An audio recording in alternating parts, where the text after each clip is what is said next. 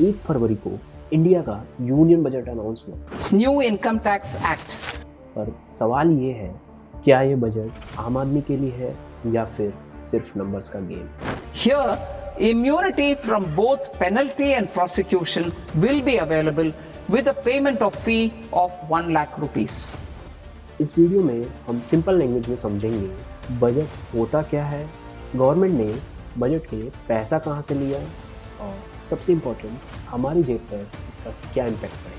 Simple video को देखिए क्योंकि लास्ट में हम डिस्कस करेंगे और एनालिसिस करेंगे कि ये बजट आपके लिए कितना फ़ायदेमंद है और कितना नुकसानदायक। Companies who want to conclude advance pricing agreement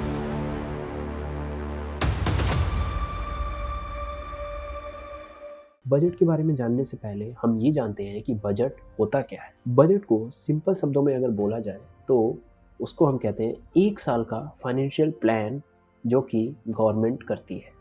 जैसे हम अपनी सैलरी का प्लान जो करते हैं ना कि साल भर में सैलरी हमारी इतनी आएगी और महीने भर में हम ऐसे ऐसे खर्च करेंगे, उसी तरीके से गवर्नमेंट ये प्लान करती है। इंडिया में बजट हर साल 1 अप्रैल से लेके 31 मार्च तक के लिए बनता है। अब लोगों के मन में सवाल ये आता है कि गवर्नमेंट के पास आखिर बजट के लिए पैसा कहाँ से आता है। गवर्नमेंट को जो है 5 जगह से पैसे आते हैं।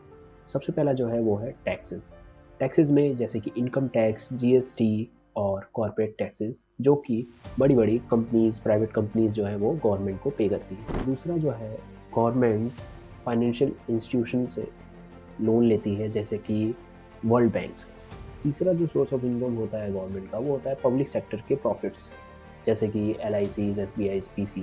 फोर्थ गवर्नमेंट का सोर्स ऑफ इनकम है डिसइन्वेस्टमेंट, जो भी गवर्नमेंट सरकारी कंपनीज के शेयर्स बेच के लेते हैं पैसे, वो डिसइन्वेस्टमेंट है। और फिफ्थ और last non tax income, fees, road fines वगैरह, ये सब आ जाते हैं नॉन टैक्स इनकम से। अभी जो कल गवर्नमेंट ने बजट पास किया है उसमें गवर्नमेंट ने मेनली भरोसा टैक्स कलेक्शन और बोरोइंग्स पर दिखाया है।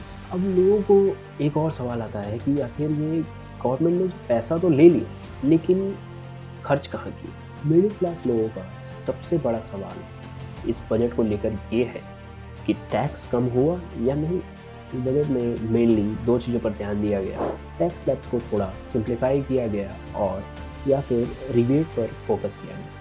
पर सच ये है, रिलीफ लिमिटेड है, रिवॉल्यूशन नहीं। हर साल बजट में बोला जाता है कि रोजगार क्रिएट होंगे। इस साल भी स्किल डेवलपमेंट, इंटर्नशिप प्रोग्रेस और MSMEs को सपोर्ट किया गया। पर ग्राउंड रियलिटी ये है, प्राइवेट सेक्टर जॉब्स का क्लियर रोड मैप मिसिंग लगता है।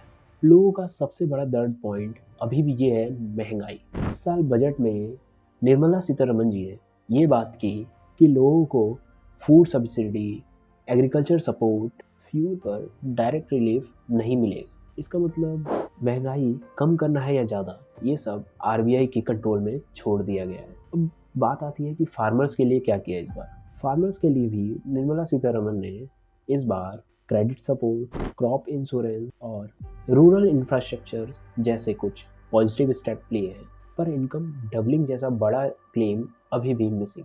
हर बार की तरह इस बार भी निर्मला सीतारमण ने बोला है कि एजुकेशन और हेल्थ को सबसे ज़्यादा प्रायोरिटी दी जाएगी इस बजट में, और कुछ हद तक बात सही भी है।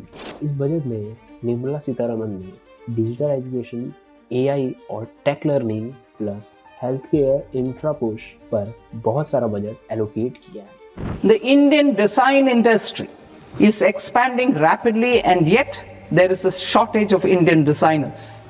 I propose to establish through challenge route a new National Institute of Design to boost design education and development in the eastern region of India. Intent तो इनका अच्छा है लेकिन एग्जीक्यूशन माइट भी स्लो हो सकता है। इस बजट में सबसे ज़्यादा फायदा किसको हुआ और सबसे ज़्यादा नुकसान किसको हुआ देखते हैं। इंफ्रास्ट्रक्चर कंपनीज, स्टार्टअप्स और डिजिटल और टेक सेक्टर वालों को काफ़ी फ़ायदा होगा। सबसे ज़्यादा नुकसान जो हुआ है वो हुआ है मिडिल क्लास जो कि सैलरी अर्न्स करते हैं, लाइक जो सिर्फ सैलरी पर डिपेंडेंट है। दूसरा अनएम्प्लॉयड यूथ को जिनके पास कोई जॉब्स नहीं है। तीसरा स्मॉल ट्रेडर्स जो कि टैक्स रिलीफ पर ध्यान दे रहे हैं। बजट में सबको खुश करना पॉसिबल नहीं है, पर इस बार बैलेंसिंग एक्ट थोड़ा ज़्यादा सही है। अगर हम इमोशनल फैक्टर से बाहर आए तो हमें गवर्नमेंट का क्लियर फोकस दिखता है। गवर्नमेंट ने मेनली इस बार ध्यान दिया है लॉन्ग टर्म इंफ्रास्ट्रक्चर पर, फिजिकल डिसिप्लिन पर और इलेक्शन फ्रेंडली नहीं, स्टेबिलिटी फ्रेंडली बजट पर। इस बजट को देखकर लगता है कि ये हेडलाइन बनाने के लिए इसको नहीं बनाया गया, ये सिर्फ इन्वेस्टर्स को सिग्नल देने के लिए बनाया गया। इस बजट का आम आदमी के लिए क्या मतलब है? अगर आप मिडिल क्लास हो, जॉब के लिए परेशान हो, महंगाई से परेशान हो, तो ये बजट आपको रिलीफ कम, पेशेंस ज़्यादा सिखाता है। और अगर आप बिजनेस, लॉन्ग टर्म इन्वेस्टर्स और इंफ्रास्ट्रक्चर पर ध्यान देते हैं तो ये बजट आपको काफ़ी कॉन्फिडेंस देता है। अब सवाल ये नहीं है कि बजट अच्छा है या बुरा, बल्कि सवाल ये है कि क्या ये बजट आपके काम का है या फिर नहीं। कमेंट में बताओ कि आप किस कैटेगरी में आते हो और आपको किस चीज़ से ज़्यादा डिसअपॉइंटमेंट मिली है। वीडियो पसंद आई है तो लाइक करो और ऐसे ही इंटरेस्टिंग और ऐसे ही ट्रांसपेरेंट एक्सप्लेनिंग के लिए हमारे चैनल को सब्सक्राइब करो। A big shout out to the comment which I have got on my previous video. Thanks to you.